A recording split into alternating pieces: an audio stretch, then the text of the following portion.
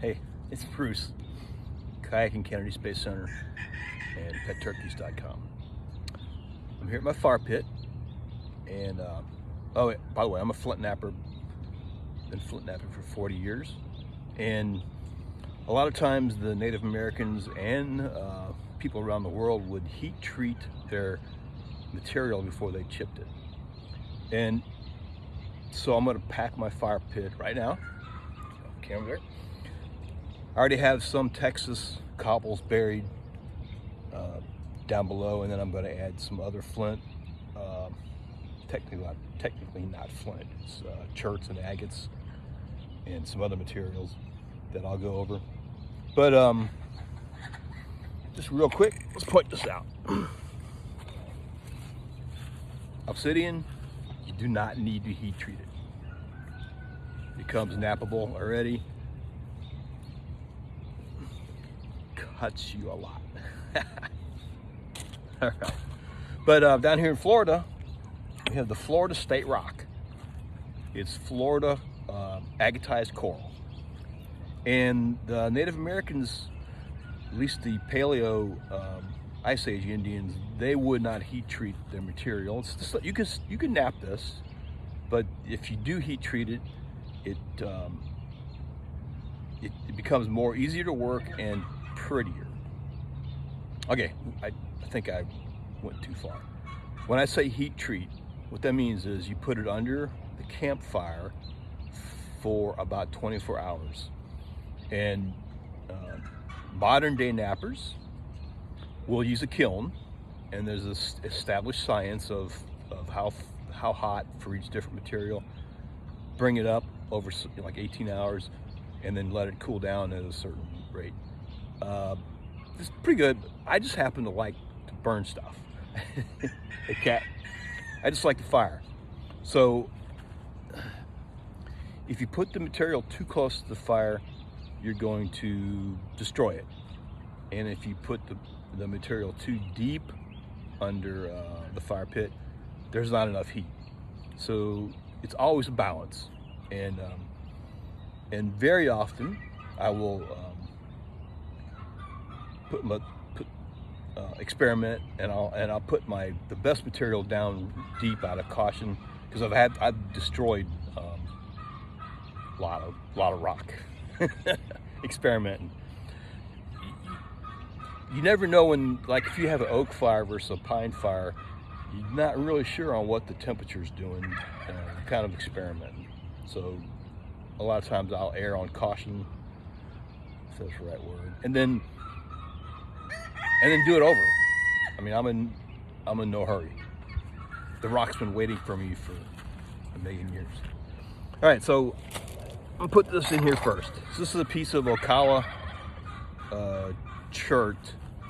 I've already heat treated it once, and it went from white to red. But I'm gonna do a little more, because this has a lot of fractures. This particular type of Ocala chert is pretty iffy for flint napping. But I know here in the east coast of Florida, all the arrowheads are either Ocala chert or agatized coral. It's pretty interesting. I always grab a real arrowhead and see what the material is. So this doesn't have to go too deep. So but now my coral, another piece of agatized coral. Some of it, so I got this over on the Swanee River, kayaking for coral. And you're gonna find it in red, blue, pink, clear, opaque, maybe even yellow. And then the collectors, the flint nappers search out the little, this was alive one time, so they search out the fossils to make that's the prized arrowheads. All right, I'm gonna put that down a little lower. I'll put this piece of Florida coral down a little lower. So what we got here, we got some of this, these rocks I spalled off already, off of the big boulder.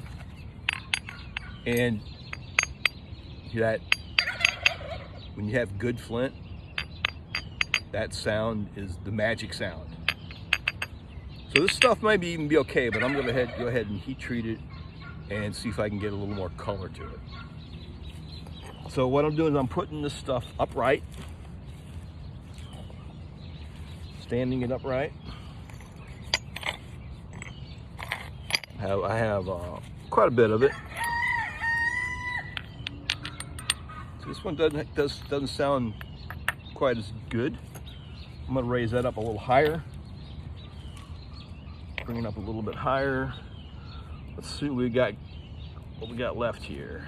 That's some Mozarkite from Missouri, and it's tough to work, so I do like to heat treat it. But where I grew up in Missouri was the borderline. This is useless information, but to me it was fascinating. I grew up on the borderline where the Native Americans were using Burlington, chert, and then to the Mozarkite area. And so this is the state rock, by the way, Mozarkite. It's pretty tough to work. I'm gonna bring that up a little higher. It's gonna come up higher. All right, so we got some Alabama. This might be Horse Creek. I'm not really sure. I'm gonna go a little bit deeper with this because I like it. This looks like a piece I spalled off last year and just sounds good, don't it? A little bit deeper. And what we got going on here? I think this is a piece of Burlington from Missouri, Burlington, from where I grew up. I could go down there. Naviculite from Arkansas. The chickens are alarming. So it'd be a hawk or an eagle. Naviculite from the mountains in Arkansas. Definitely needs to be heat treated. But this is kind of odd. This is some back to Missouri. This is some Naviculite, Mozarkite, but it's red, and that stuff killed my hands. So I'm actually bringing that up higher. And just a pretty creek rock from Missouri. A chip of Florida coral I'm gonna heat treat. And then I was laughing the other day. I took this out of the wolfhound puppy's mouth. It's a piece of Burlington chert. And when the dog found it, I thought, well, that's one of my rejects that I broke in anger. But then I got to looking at it and going, no, I don't think so. You know, at first I thought I was chipping it and it broke in half, which it did, and it might be a pressure thing, but I'm thinking more like a frost crack. But the more I looked at this, the more I realized that this is not my work. I probably picked this up in a creek in Missouri, and it was a Native American, I would say someone learning, like a young man learning the craft, was just hitting this wrong. I mean, that's what happens, right? You make mistakes when you learn anything. Because I was looking at the edge work, and he wasn't, or she, and this is the modern world. I read that Canada Claybear. So the person didn't prepare the edge correctly when they struck it, and I could see by the way it was breaking off really bad. In other words, it was almost like a novice who just grabbed a rock or an antler. It was just like watching Dad and banging and all stuff, and which is kind of, I love picking up artifacts and studying the flake patterns and seeing what they were doing, like overshot technique or fluting from the paleos. But this might have been a frost crack, or the person wasn't supporting it when they were banging it.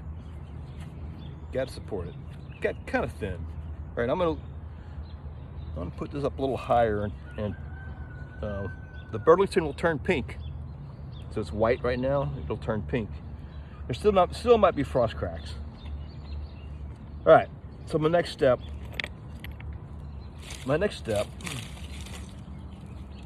is I'm gonna add dry sand to the hole, to the fire pit. And the purpose of the dry sand is,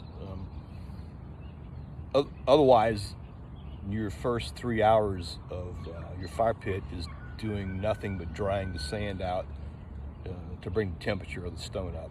So I actually collected some beach sand, and so Central Florida, everything under 1 foot under my ground is beach sand. So I do organic gardening, which means I got to move my compost earth to wherever my garden is, and I dig up the beach sand so it'll hold some type of a moisture, and plus there's no nutrients in this stuff. So let's see here if I can do. I just cave that in. So this is my rocks in my fire pit. Now I'm gonna pour in the dry sand. Hear that hawk? All right, poured in dry sand. I got some more over here. I was going to say the other purpose of this off-color sand is, I may not dig this pit up right away. I have plenty of material, so if I wait a month or 2 months, or I got to burn it again if I think it's got to be heat treated again. Whenever I go to dig this up sometime in the near future, this beach sand will already identify where my flint is. And like, for example, the regular fire pit dirt is that color, is nearly black, whereas this is kind of tannish white. All right, do a couple more shovels here.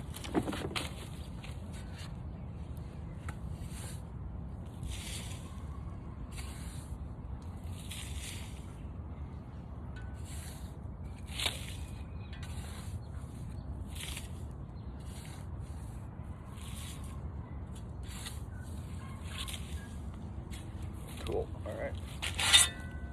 There's, waiting on that palm frond. There's alternating theories about packing this dirt,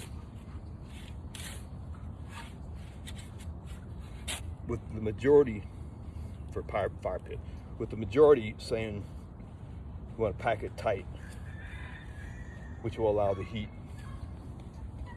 to transfer down. I don't really know what the answer is. I just do a lot of burning.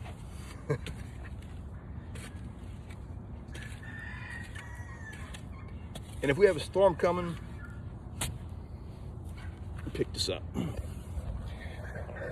If we have a storm coming, I'll cut some palm fronds and throw it over the top of the pit. All right, so gather up wood. This will take, my goal was to burn for about 24 hours. So I like fire. Hey, Bruce out.